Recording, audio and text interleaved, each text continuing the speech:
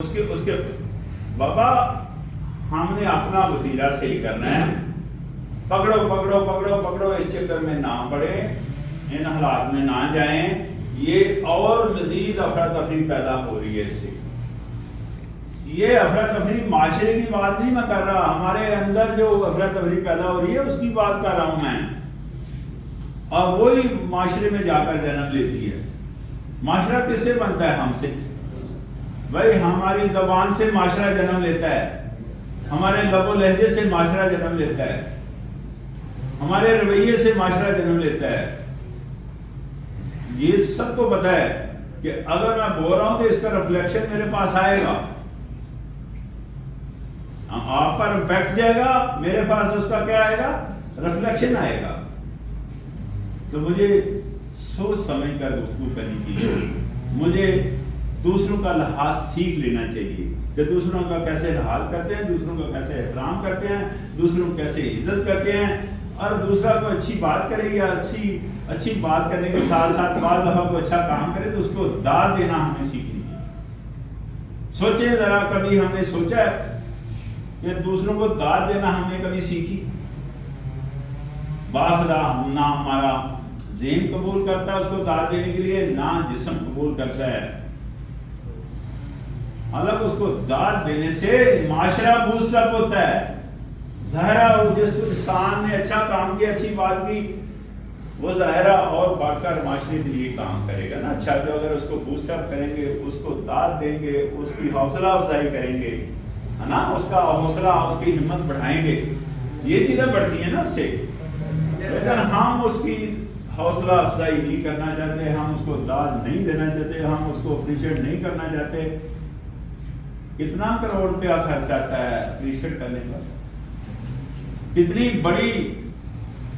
بڑی تعلیم یار۔ چند الفاظ کسی کے حق میں بولنے ہوتے ہیں، اگر چند الفاظ بھی نہیں بول سکتے تو تالیاں بجا کر داد دے سکتے ہیں؟ نہیں، آپ دے سکتے ہیں نا؟ تو ہم گرافیکلی ذہنی طور پر پسماندگی کا شکار ہیں، ہم اس کو تالیاں بجا کر بھی داد نہیں دینا چاہتے۔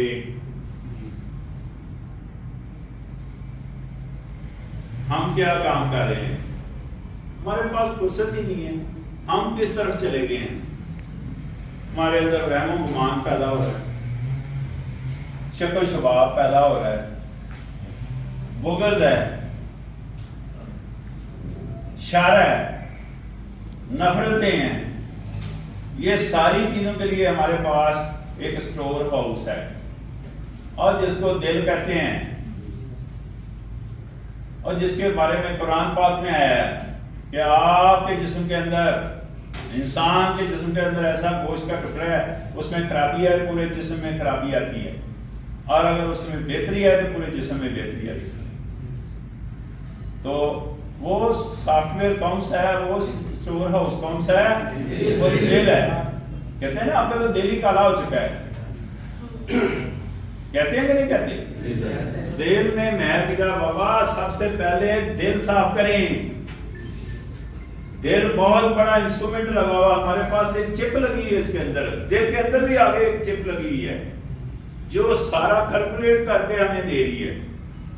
تو ہمیں کیا کرنا ہے؟ سب سے پہلے دل کو صاف کرنا ہے۔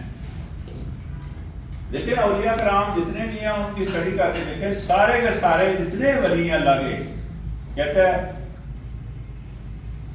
سب ایک ہی سبق دے رہے ہیں کہ دل کی صفائی کریں اگر اللہ سے ملنا ہے، یعنی اللہ کے قریب ہونا ہے۔ تو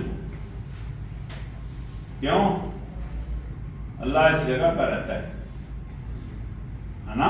اگر دل کی صفائی نہیں ہے تو اللہ تعالیٰ پسند کرے گا یہ بات؟ تو آپ سوچیں کہ دل کی صفائی کرنی ہے ہم نے۔ دیکھو بابا بلے شاہ فرما رہے ہیں کہ اللہ دل کی صفائی دے کر رب چاہیے، بلکہ کوئی اولیاء کرام میں کسی کو بھی اٹھا کر دیکھیں، سب نے دل پر بہت زور دیا ہے، دل کی بات کی ہے اور دل سے بات کی ہے، تبھی لوگوں کو اثر ہوا ہے۔ ہم نہ دل کی بات کرتے ہیں، نہ دل پر بات کرتے ہیں، نہ دل سے بات کرتے ہیں۔ یہ فرق ہے ہمارے اندر۔ انہوں نے یہ کہا ہے کسی دوسرے کو اٹھا کے دیکھیں وہ کیا کہہ رہے ہیں؟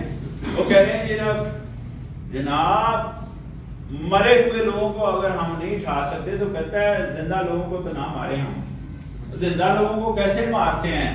اشاروں میں باتیں ہو رہی ہیں. اولیاء کرام کیا کہہ رہے ہیں؟ زندہ لوگوں کو کیسے مارا جا سکتا ہے؟ باتیں کر کے، ایکشن کر کے، دکھی کر کے ان کو مارا جا سکتا ہے. تو کہتے ہیں یار جو انسان فوت ہو چکے ہیں ان کو تو آپ نہیں جگا سکتے، ان کو تو آپ زندہ نہیں کر سکتے. تو جو زندہ ہیں ان کو تو نہ مارے، باتیں کر کے، دکھی کر کے، ایسے ایکشن کر کے. یہ کہتے ہیں کہ نہیں اولیاء کرام؟ پھر اولیاء کرام یہ کہہ رہے ہیں کہ جناب اگر فقیر آتا آپ کے پاس مانگنے کے لیے تو آپ کے پاس خیر نہیں ہے، اگر کچھ دینے کے لیے اس کو نہیں ہے تو اس کو کم سے کم دکھی نہ کریں، اس کو دکھی نہ کریں. یعنی ڈانٹ ڈپٹ کا لکھا ہے ذکر جھڑکنا، تو اس کو دکھی نہ کریں. ایسا نہیں ہے. تو وہ کہتا ہے اچھا کرنے کے لیے آپ کے پاس اگر نہیں ہے، کافیت آپ کی نہیں ہے، تو کم سے کم برا بھی نہ کس کے ساتھ ہے. تو یہ ایسی چیزیں ہیں جس کے قریب جائیں گے تو ہمارے اندر ایک چیز پیدا ہوگی جو انتہائی ضروری ہے ہر انسان کے لیے. وہ چیز کیا ہے؟ عاجزی اور انکساری. عاجزی اور انکساری پیدا کریں اپنے اندر، جس کو کہتے ہیں دھیما پن. ہماری زبان میں دھیما پن، ہمارے لب و لہجے میں دھیما پن، ہمارے جناب ایکشن ہے اس میں دھیما پن. یہ ہونا چاہیے. یہ چیز عاجزی اور انکساری یہ کس کا پیشہ رہی ہے؟ نبی پاک صلی اللہ علیہ وسلم کا پیشہ رہا. تو دنیا میں بھی دیکھیں اللہ نے کس طرح ان کو فضیلت دی. معراج شریف کا واقعہ دیکھیں کہ اس سے ہائیسٹ پوائنٹ ہے کسی کے پاس جانے کے لیے، اور وہاں جا کر بھی عاجزی اور انکساری کی بات ہوئی. وہاں بھی بات کیا ہوئی ہے؟ عاجزی اور انکساری. تو عاجزی اور انکساری اپنے اندر ڈیولپ کریں تاکہ ناپرستی سے جان چھوٹے. ناپرستی سے جان چھوٹے. ناپرستی یہی ہے کہ جناب جو میں ہوں نا وہ کوئی اور نہیں ہے. ایسا نہیں ہوتا، ایسا ممکن نہیں ہے. تو اس سے جان چھڑانے کے لیے اپنے اندر عاجزی اور انکساری پیدا کریں زیادہ سے زیادہ. اور ہر بندے کی عزت کرنا ہمیں سیکھنی چاہیے. کس کی کہہ رہا ہوں؟ عہدے کے لحاظ سے نہیں میں بات کر رہا، پیسے کے لحاظ سے نہیں میں بات کر رہا، تعلیم کے لحاظ سے نہیں بات کر رہا. ایک دوسرے کی کہہ رہا ہوں. کلاس بیٹھی ہوئی ہے، ایک دوسرے کی عزت کرنا سیکھیں. پورے معاشرے میں آپ کو عزت نظر آئے گی. کیوں؟ یہ ساری چیزیں ہماری سوچ پر بیس کر رہی ہیں. یہ ساری چیزیں ہماری سوچ پر بیس کرتی ہیں. کیوں؟ سوچ کمانڈ کرتی ہے. ہماری کمیونیکیشن پر سوچ نہیں کمانڈ کر رہی.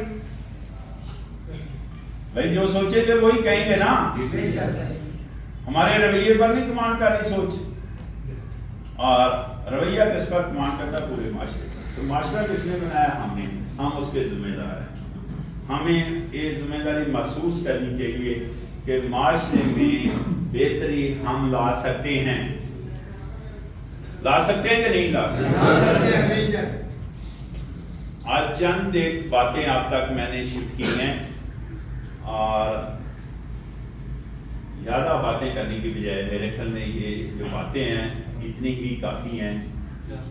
اس میں بھی ولی کہتے ہیں، ولی ہر قدم پر ہمیں گائیڈ کرتے ہیں. کہتے ہیں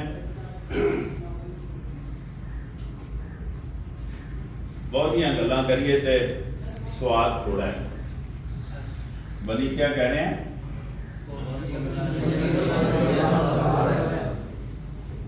تو کوئی ولی کہہ رہا ہے گل لاگے مکانی چاہیے. یہ ولیوں کی زبان ہے. تو میں یہ کہنا چاہ رہا ہوں کہ اللہ کرے ہمارے اندر وہ کیفیت آ جائے. کون سی کیفیت؟ کہ ہم بھی جو ہمارے ولی ہیں ان کی طرح ان کی پیروی کریں.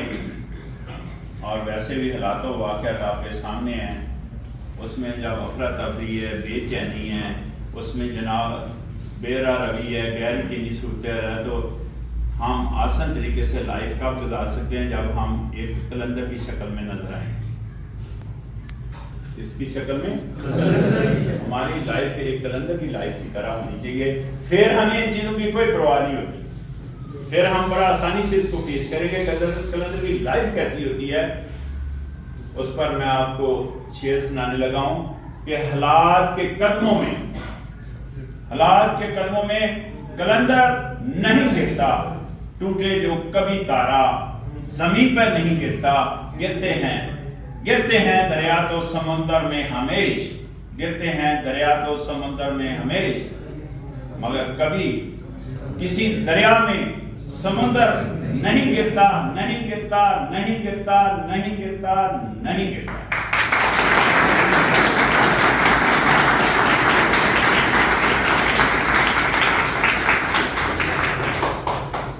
بہت شکریہ.